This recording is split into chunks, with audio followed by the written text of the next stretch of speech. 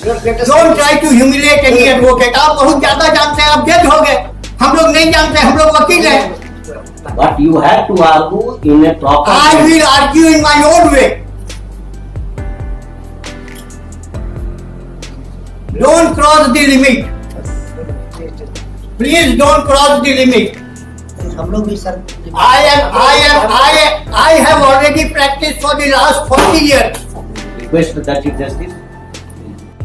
मैं अपने तरीके से बहस कर सकता हूँ, किसी वकील की बेइज्जती करने की कोशिश मत करिए। देश में अदालतों को लेकर माहौल गर्म है, अपनी हद में रहिए। मैं 40 सालों से प्रैक्टिस कर रहा हूँ।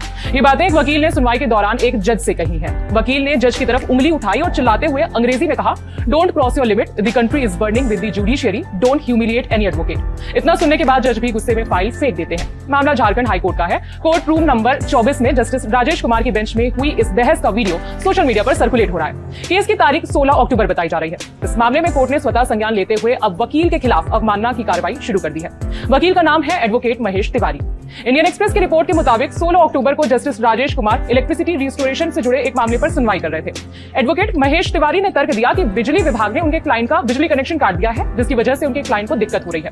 एडवोकेट ने कहा कि उनका क्लाइंट बकाये बिजली बिलों के बदले 25,000 रुपए जमा करने के लिए तैयार है। इस तर्क पर जज ने कहा कि आपके मुवक्किल को कुल बिजली का 50% जमा करना पड़ेगा। एडवोकेट ने जज की बात मानी और 50% पर बात खत्म हो गई।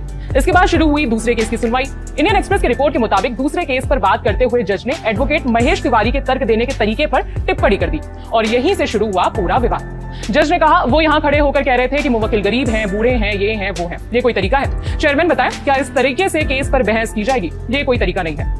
जज की बात सुनकर वकील खड़े हुए और बेंच की तरफ उंगली दिखाते हुए बोले, मैं अपने तरीके से केस लड़ूंगा। मैं आपसे सिर्फ निवेदन कर रहा था, किसी वकील का अपमान करने की कोशिश मत करिए। सर, मैं फिर से कह रहा हूँ कि किसी व्यक्ति की बेइज्जती मत करिए। देश में अदालतों को लेकर माहौल गर्म है। आप बहुत ज्यादा जानते हैं तो आप जज हो गए, हम लोग नहीं जानते तो हम वकील हैं।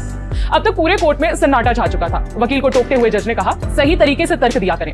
वकील की तरफ से जवाब आया, मैं बार बार कह रहा हूं कि मैं अपने तरीके से तर्क दूंगा, आप अपनी लिमिट क्रॉस मत करो। मैं पिछले 40 सालों से प्रैक्टिस कर रहा हूं।